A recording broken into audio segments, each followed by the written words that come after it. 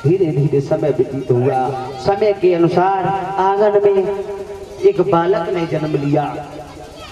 जो धुंधली की बहन के उधर से बालक ने जन्म लिया, वो धुंधली के पास से पहुंचा दिया गया। आत्मदेव को बताया गया, महाराज तुम्हारे आंगन में एक बालक का जन्म हुआ। अब हुआ ऐसा, होना ही क्या था वहां।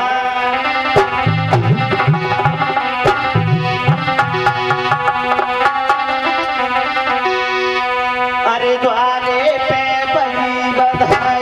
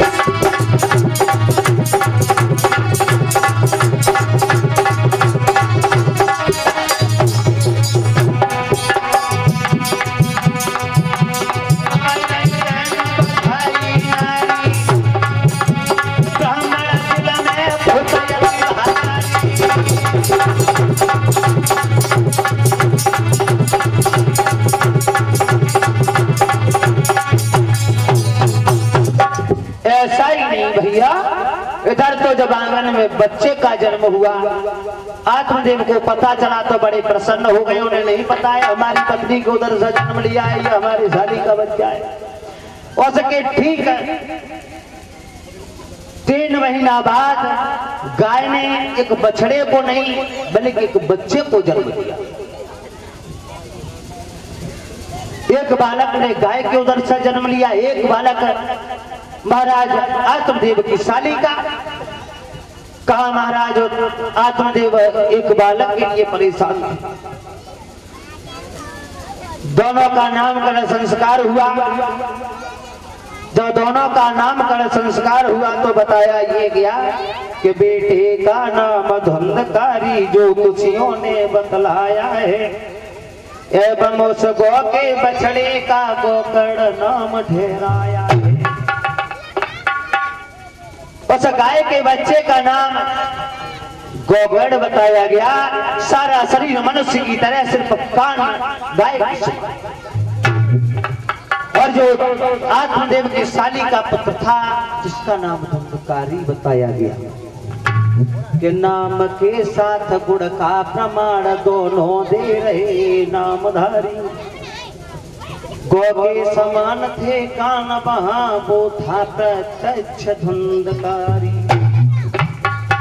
अब दोनों में कितना बड़ा अंतर आया। एक ही आंगन में खाए खेले बड़े हुए, लेकिन दोनों में बहुत बड़ा अंतर आया। इतना ही नहीं, इतना बड़ा अंतर आया।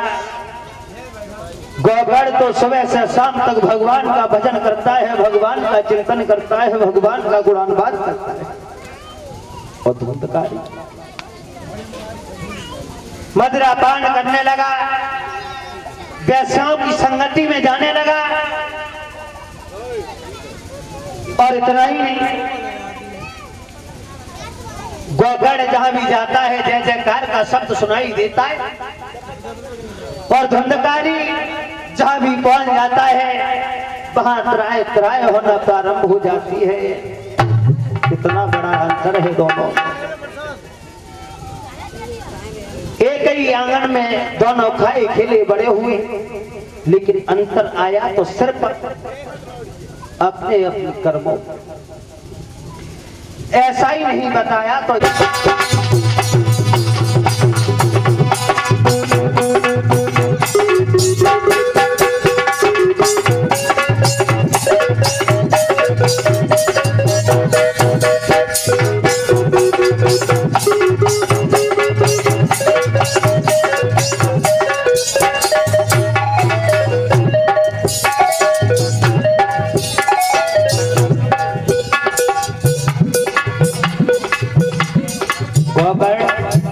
जहां जाता है जय जयकार का शब्द सुनाई देता है। धुंधकारी जहां जाता है सांस त्राय त्राय होने लगती है।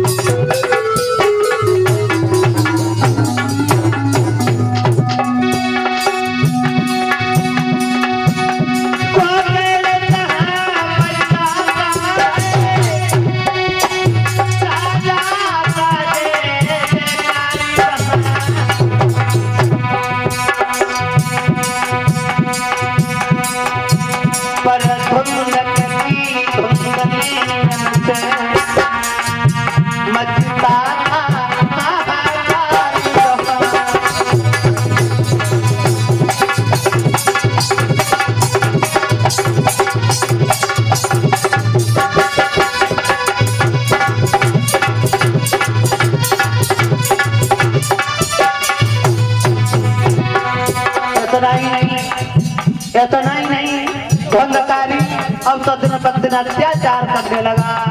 हुआ ऐसा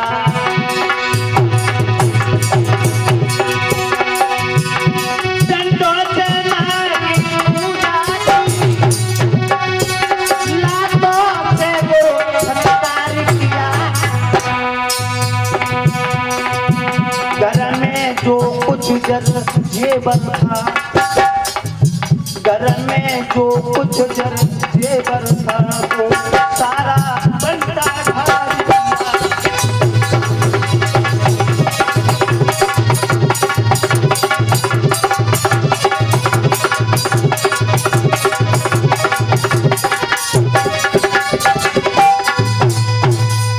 इतना ही नहीं भैया, जो कुछ भी घर में था वो सारा कुछ ले जाकर के वेश्याओं को दे दिया। जब जाकर के वेश्याओं को दिया है, बुरी संगत में पड़ गया तो आत्मदेव अपने पुत्र गौगण के पास पहुंच गए। समझा करके जवाब दिया है, मेरे पुत्र तुम्हारे कार्यों को देख करके हमारा हृदय बड़ा शीतल हो जाता है और इस धंधकारी के कार्यों को देख करके मेरा हृदय बहुत विदीर्ण होता है। हमारा हृदय बड़ा विदीर्ण हो रहा है, कोई उपाय सोचो। गौगण ने समझा करके जवाब दिया है, पिताजी अगर तुम्हें शांति की इच्छा है, अगर शांति अपने जीवन में चाहते हो तो जाओ जाकर के भगवान का चिंतन करो, उसी से तुम्हारे आत्मा को शांति प्रदान हो सकती है। ऐसा ही नहीं भैया,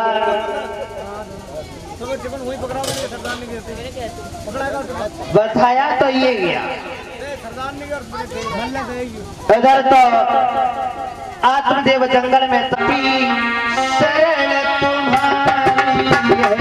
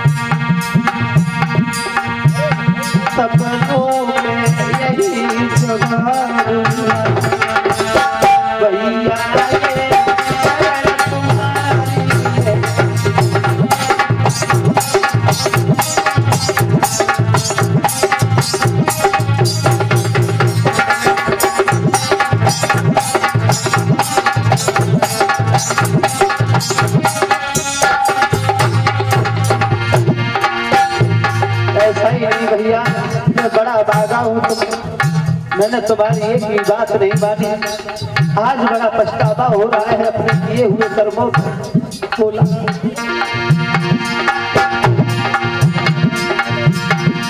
मेरी काली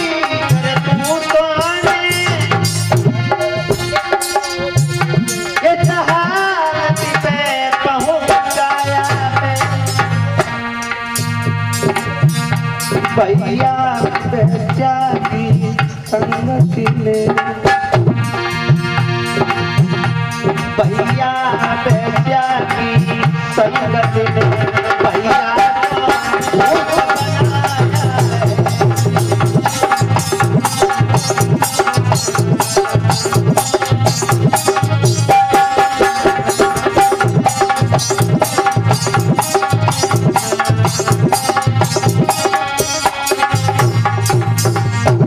समझा करके जवाब दिया है, भैया मैं बहुत अभागा हूँ, अपने किए हुए कर्मों पे मुझे बहुत पछतावा हो रहा है।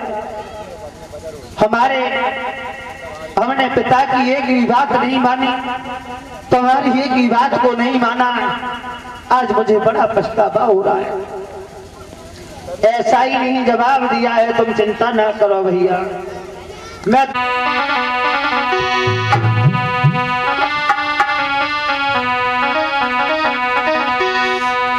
सभी लोग धीमे धीमे गुनगुनाते हुए बोलेंगे,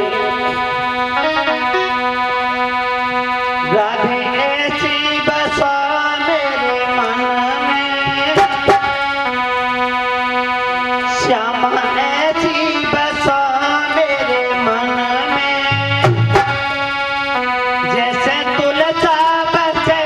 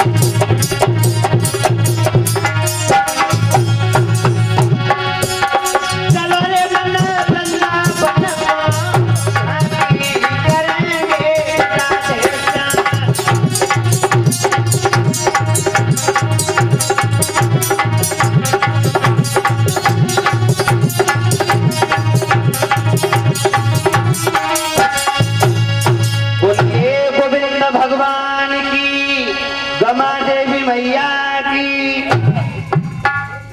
आइए गौर करें आज नीच को लाऊंगा।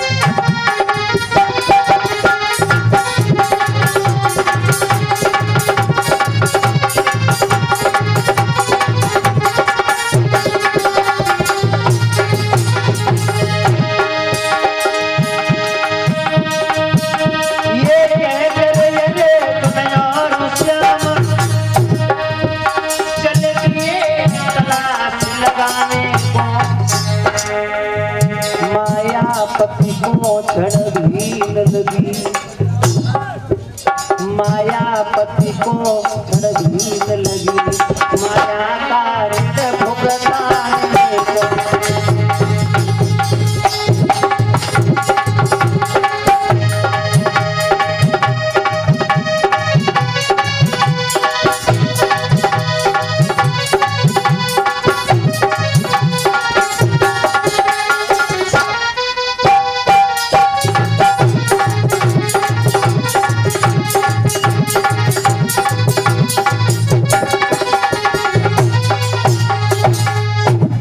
समझा करके जवाब दिया है। अर्जुन और श्याम सुंदर इधर दौड़ने के लिए आगे बढ़े तो उसी समय हुआ ऐसा, जब आगे बढ़ करके पहुंच गए हैं तलाश करते हुए, जरा भी देर नहीं लगी। तन की जाने मन की जाने, जाने चित्त की चोरी, ऐसे प्रभु से काछ पूजा के हाथ में संसार की डोरी। कन्हैया ने जरा भी देर नहीं की और अश्वत्थामा रास्ता में जाकर के मिल गया। जैसे ही अश्वत्थामा मिला, अर्जुन और अश्वत्थामा में युद्ध होने लगा। युद्ध होने के बाद अश्वत्थामा परास्त हो गया। परास्त होने के बाद अश्वत्थामा जब हार गया तो अर्जुन ने रथ से बांध दिया। रथ से बांध करके लेकर के आए हैं, द्रौपदी के सामने ले जाकर के खड़ा कर दिया है। जवाब दिया है, द्रौपदी कहो तुम्हारी क्या इच्छा है, इसे मार दिया जाए या छोड़ दिया जाए। द्रौपदी ने समझा करके जवाब दिया है, महाराज ये तो इसी दुष्ट से पूछा जाए, इसने अच्छा किया है या बुरा। अश्वत्थामा से भीम ने सवाल कर दिया, अश्वत्थामा तू बहुत बड़ा बलशाली है ना, तलवार को उठाया, गोद में आ गए भीम। जवाब दिया है, दुष्ट खड़ा हो जा, अब तुझे हम जिंदा नहीं छोड़ेंगे। बोले क्यों? जवाब दिया, तूने हमारे बच्चों का वध किया है। और जैसे ही द्रौपदी से सवाल किया तो द्रौपदी ने जवाब दिया, इसी से पूछ लो महाराज इसने अच्छा किया या बुरा, मार दिया जाए या छोड़ दिया जाए। अश्वत्थामा से पूछा गया तो अश्वत्थामा ने दोनों हाथ जोड़े, दोनों हाथ जोड़ करके समझा करके जवाब दिया, महाराज वैसे तो मैं बहुत बड़ा अभागा हूँ, माफ करने के लायक तो मैं नहीं हूँ, क्योंकि मैंने तुम्हारे वंश का विनाश करने में कोई कसर नहीं छोड़ी, कोई भी कसर बाकी नहीं छोड़ी। अब अगर मारते हो तो न्याय है, छोड़ दे गुते से दीन गरीब पर हम पर दया हो जाएगी तुम्हारी। अगर मारोगे तो न्याय है, छोड़ देगो तो दया हो जाएगी तुम्हारी इस ब्राह्मण के ऊपर। ऐसा ही नहीं भैया, जैसे ही इतने शब्द सुने उसी समय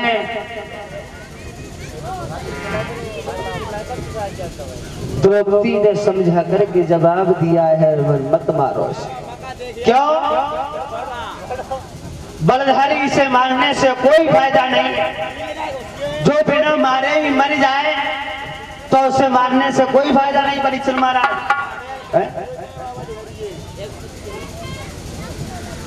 जो गलती करने के बाद में गलती को स्वीकार कर ले उसे गलती नहीं कहा जाता है।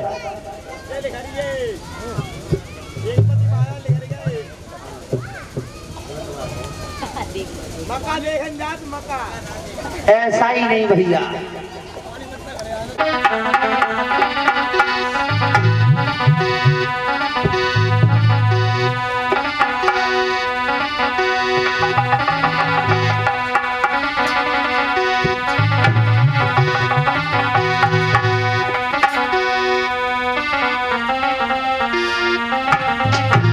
एक लाने बोलेंगे धीरे धीरे। श्याम के